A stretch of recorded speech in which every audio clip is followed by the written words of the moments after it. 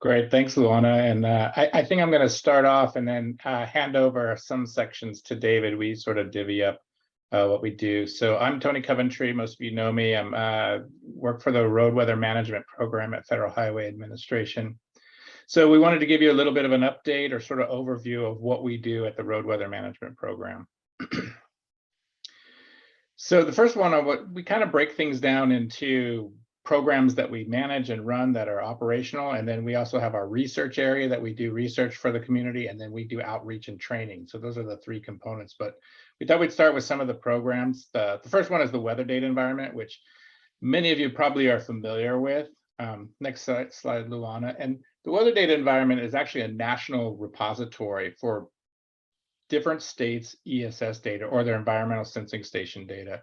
So any RWIS data, whether it's from a fixed site ESS or a mobile sensor on a truck, comes into a database that the weather management program manages and provides so that the states can share that data across borders.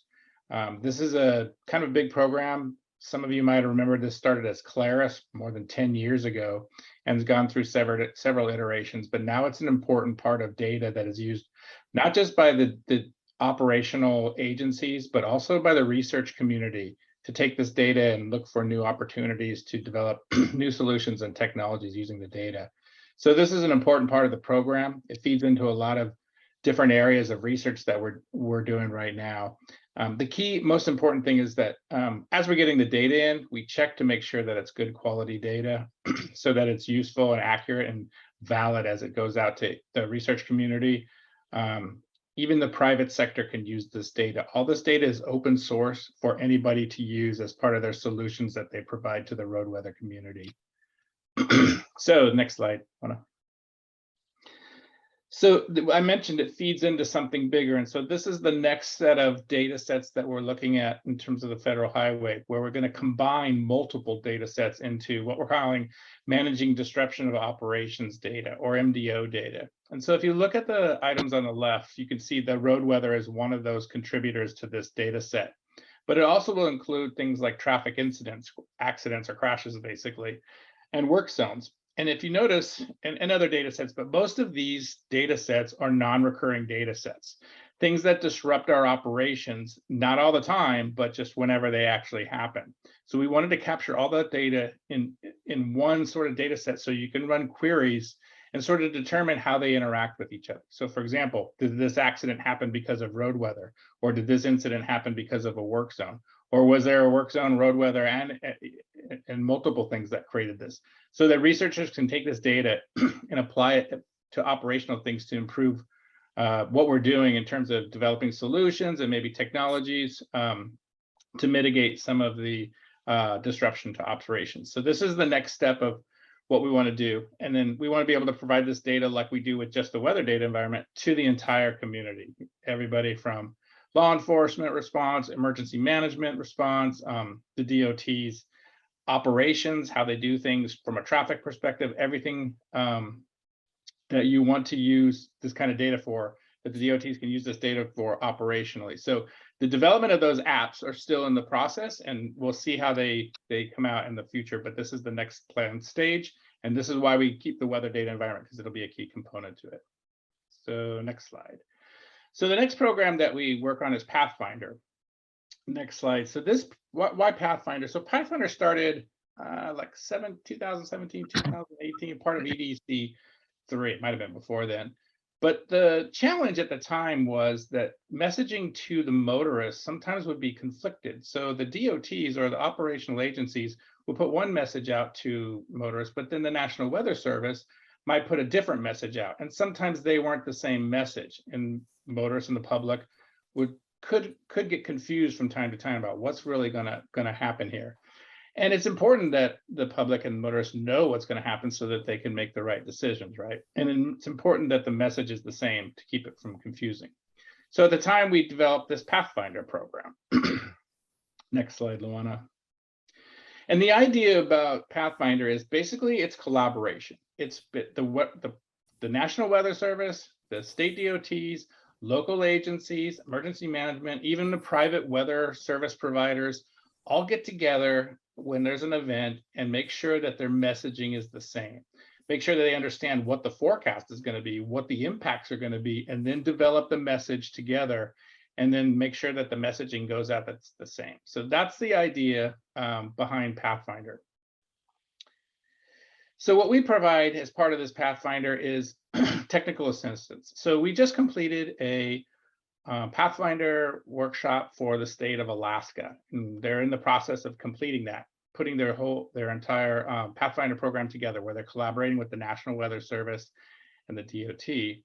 And I think up next, I think Maine is the next state that's looking to develop a Pathfinder program. So what we do is we try to support that. We provide all the information about the case studies, fact sheets, and then we hold a workshop with the local DOT divisions and operators, as well as the local National Weather Service agency offices, to make sure that they're aligned in what's going to happen. And we come up with a plan, a working Pathfinder document.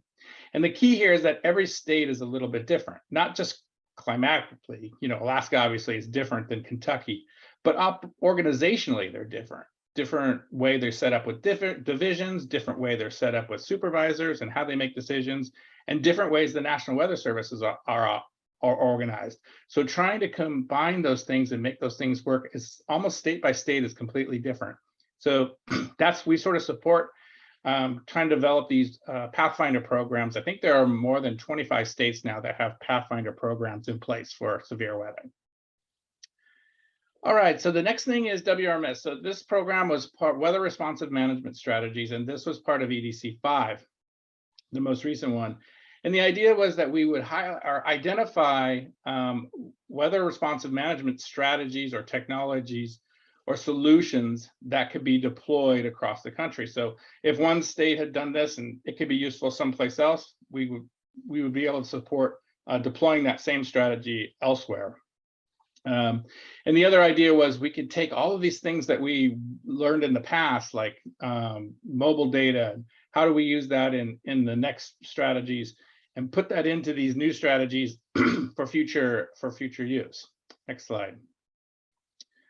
So here's just a list of them, some of the traffic management strategies. So motorist advisory and warning systems, and this could be based on real-time weather data. In other words, hey, the road is slick, so the speed is slower now, and warning motorists in real time of what the conditions are out there. Signal timing and ramp metering, that's obvious. Variable speed limits. Again, variable speed limits could be based on weather conditions as well, not just traffic, but also what the weather conditions are to the road. Road and lane closures, traffic diversion, vehicle restrictions. So if you're in a freeze-thaw situation, you might not want to have heavy trucks on your roads while you have that situation. It can be damaging. And then the bigger thing for us operationally is the maintenance management strategy. So some of the anti-icing and de-icing, snowplow removal, warning systems. The picture on the right is Arizona DOT has a dust warning system where they put together instruments that detect whether there's going to be an issue and then can warn motorists to not go on that road or to pull over. So those kinds of strategies are part of the WRMS strategy. Next slide. And this is just a list of some of the deployments of these types of strategies across the country. In addition to the Arizona one that's not on this list, we should update this list and include that. But some of these are like snow route optimization and expanding RWIS, which makes more data available to use in terms of decision support for maintenance. So these are just some of the ones that have gone out in the last couple of years, programs out there, deployments. Next slide. So adaptive route optimization. So we're going to switch over into our current research, what we're working on.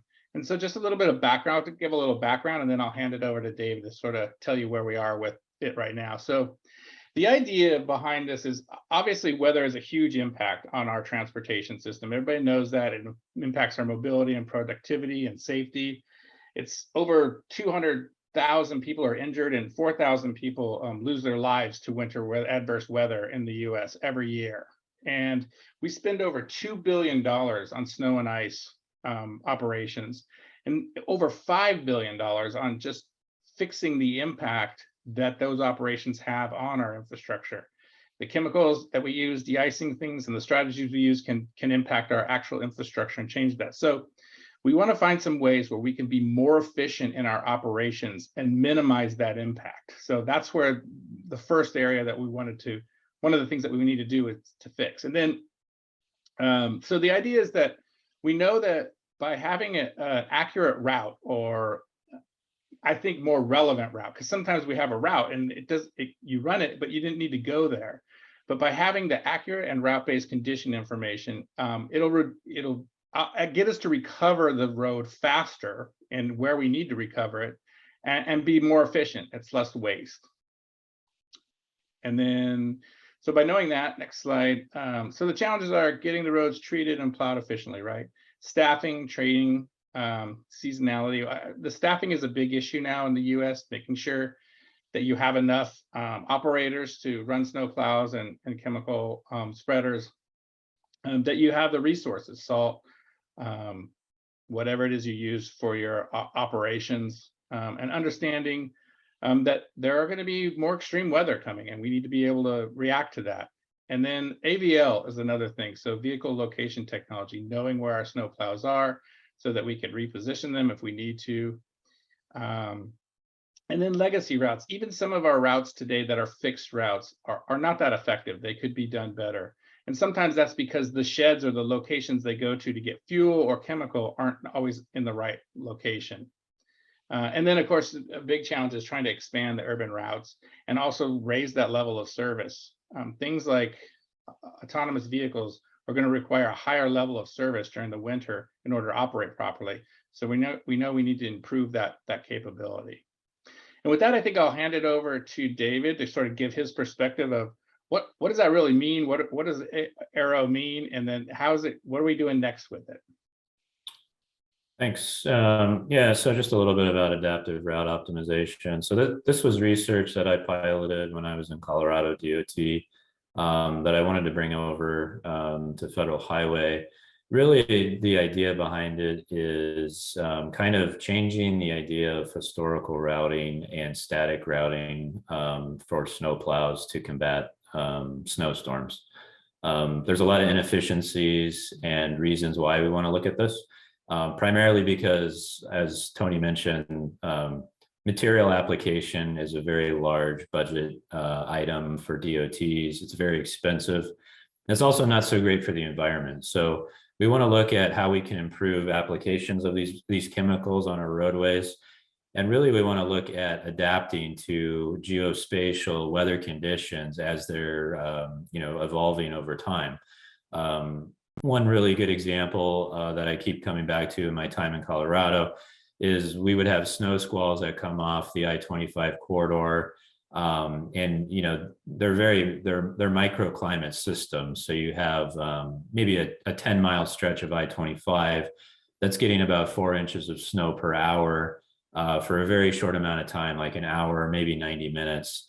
Just north and just south, east and west of that small microsystem there's really no snow going on, but those snowplows continue to cycle on their historic routes because that's just kind of the way it's always been. So why not have those snowplows surge into the area where there's a strong snow squall going through, help clear out that roadway, and then go back to their route. It's really about adapting to real-time conditions, and that's kind of the emphasis about adaptive route optimization. We're going to be talking about this a lot more. We have an October 12th webinar that's going to be hosted by NOCO during our Road Weather Spotlight webinar series. So if you're interested in learning more about the methodology and our phase 1 research for this, feel free to reach out to me, but there should be an announcement coming out from Adam for this October 12th webinar.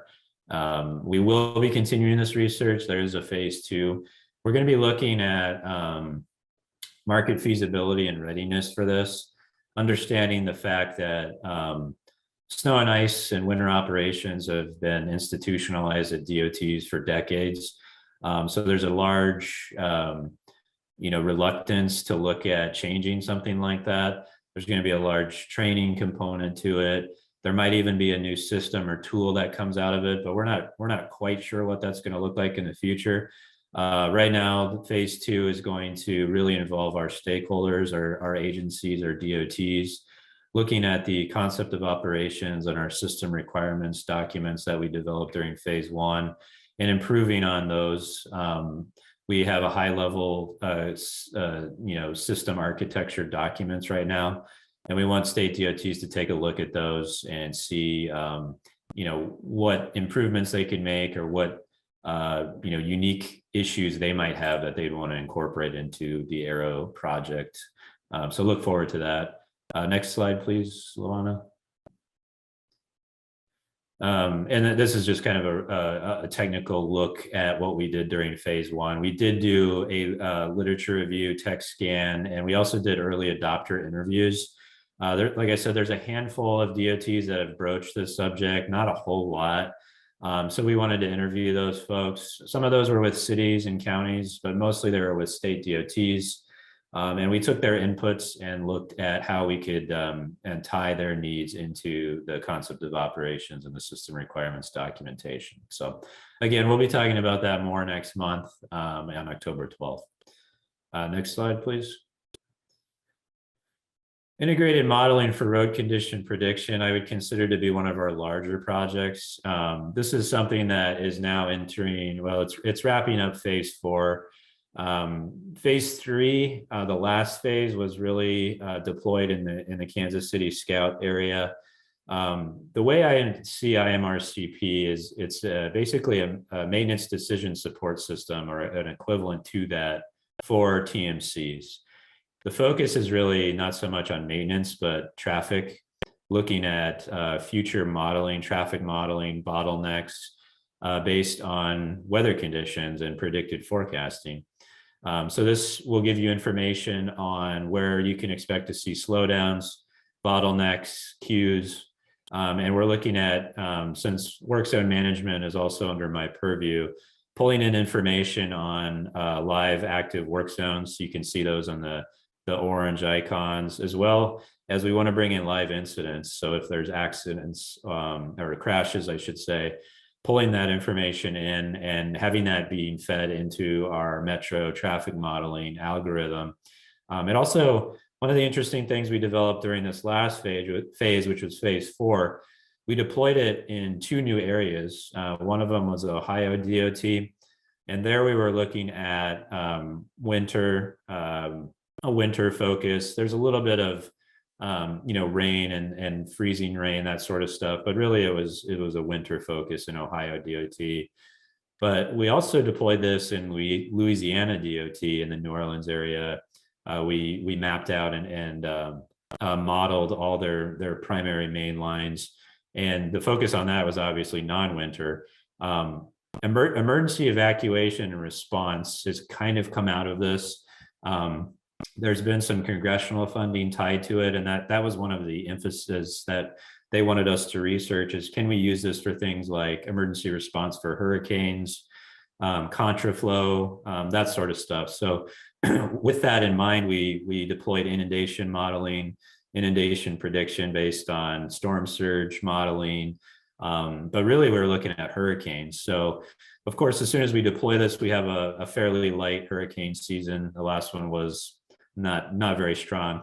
It's always difficult because a part of you wants to see a hurricane hit the area so that we can test out this research. But then another part of it is obviously, we don't want to see hurricanes really impact any of these areas. But that's really the focus is non-winter hurricane and emergency response.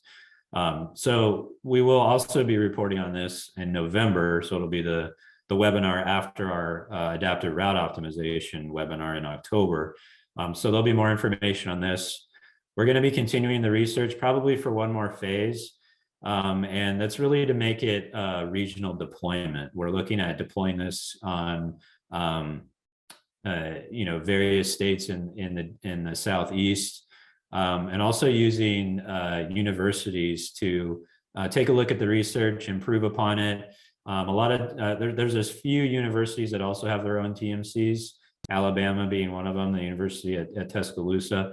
So we're going to be deploying it in that area and letting them take a look at it, use it, make decisions on it operationally, and report back to us on what they'd like to see to improve upon on the system. So really the focus and the end user here is going to be your TMC operator, looking at traffic modeling and where they might be able to implement things like queue warning systems, variable speed limits, advanced messaging on VMS, that sort of stuff. So again, look for more information on that in November. I think we have one more slide, Luana, if you want to move forward. Again, I kind of jumped forward and talked about all this already, but really the focus on phase 4 was to look at hurricane and emergency response for phase 4. So that's what we looked at. Again, Louisiana was our primary target, but we are still looking at a winter focus for IMRCP as well. Next slide. And here's phase 5 that I mentioned earlier. So I guess I should say next slide earlier. All right, let's go ahead and move on, Luana. We did wrap up and looked at automated vehicles in adverse weather. The final report is just about through the publication process, which is a whole nother thing we could talk about, but look for the final report on, we call it AVAW phase 3. It's about a 90-page report of really cool findings that we have from automated vehicles and adverse weather research. Here's kind of just a background and overview. We know that, and we talked about this under the data environment stuff, a lot of this data is going to be needed or will be used in automated and connected vehicles. Weather is just a part of the bigger picture that these systems are going to need to utilize. So why not start taking a look at how the technology reacts to things like whiteout conditions, strong crosswinds, snowpack and icing, like you see in the picture on the right, and really looking to see if there's any issues. And we did find quite a few with these SAE level 2s systems that we tested. This testing took place up in Ohio. And a lot of these conditions, some of them were man-made, but some of them we actually used, natural conditions after a snowstorm. Let's go ahead and go to the next slide. I don't want to jump ahead again on this one. So these are the phases of the project. Again, we just wrapped up phase 3 late last year, and we're just now getting the final report through the publication process. Not sure what we're going to do with the future of this research. This was actually done by by the Turner Fairbank Research Center, and we were there as technical support and there for guidance as well. But as of right now, we don't have any additional testing plan, but we did do a webinar on this a while ago, and we have some really cool videos of the research and where the automated vehicles had difficulty with localization. There was one test run that we did where it ran into some work zone implements. So some fairly interesting and somewhat concerning results came out of that. So that's where we were on phase 3. Once the final report comes out, we'll probably broadcast that through our newsletter, as well as maybe mention it in an upcoming webinar series. If there's enough interest, we'll do another follow-up webinar and showcase some of the videos again. Next slide. And wrapping up, here's some of our outreach and upcoming events. Again, we've mentioned this a few times, but we have the Spotlight series, thanks to NOCO for hosting this. Generally, it's the first Wednesday of the month. In October, it's going to be the second Wednesday on October 12th. We have a few focus areas that we like to look at. Primarily, maintenance and operation challenges are a big focal point. We also look at data sources and applications, as well as current research and innovations. If you have any ideas that you'd like to see or have any research topics, feel free to reach out to us. We have the next few months planned out.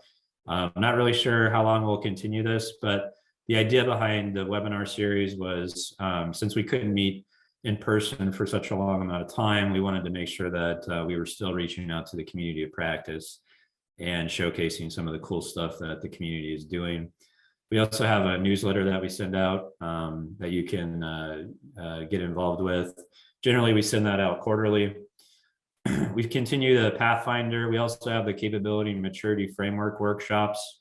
Those have slowed down a little bit, but we do have a non-winter track for the CMFs. So if an agency is interested, feel free to reach out to us and we'd be happy to host something like that. But we do continue the Pathfinder workshop. And as was mentioned earlier, Maine DOT is going to be the next Pathfinder workshop. And we continue our engagement with the community through TRB, Aurora, Clear Roads, the MDS's Pooled Fund Study, as well as APWA and the National Weather Service. Some more upcoming events. We will be finally hosting an in-person stakeholder meeting in the spring of 2023. We're just now in the initial planning phases of that. So more details to come, but we're looking forward to finally getting folks in person to talk about some of this stuff. Again, we'll be spotlighting adaptive route optimization as well as integrated modeling for road condition prediction in our upcoming webinars. We have done a few collaborative efforts with NASA as well as our Office of International Programs on the 2024 solar eclipse. We'll probably be doing more of those, but really it's a Pathfinder type event. I was in Colorado DOT during the 2018 solar eclipse and saw some of the impacts of that. And really it's a Pathfinder event. It's just a Pathfinder event where we know it's coming and we can plan ahead. So that's one nice thing about it versus weather predictions are not always accurate. So we know this is coming. We've already talked with our affiliates in Mexico as well as Canada, and we're going to be putting up some consistent messaging, really the same focus that we talked about with Pathfinder. Consistent messaging, making sure the public knows what to expect, and getting ready for what's to come with traffic issues, crashes, that sort of stuff. We also have community engagement events coming up. One in APWA, which Tony will be going to in Loveland, Colorado, and the Friends of Aurora conference coming up in Minneapolis, Minnesota. And with that, I think that's it. So that's kind of a brief, very brief overview. That doesn't cover all our research or initiatives, but at least should give you kind of an idea of what we're working on. So Luana, I'll hand it back to you. Thanks. Thank you. And thank you so much, Tony and David. We know how busy you are and you're working on all those programs. Thank you so much for taking the time and share that with us. I really like that you mentioned that the work you're doing not only at the winter weather states, but also in Louisiana and Alabama and all over the country. Very, very interesting. And also it's amazing to me to see the next steps for connected automated vehicles. So thank you so much.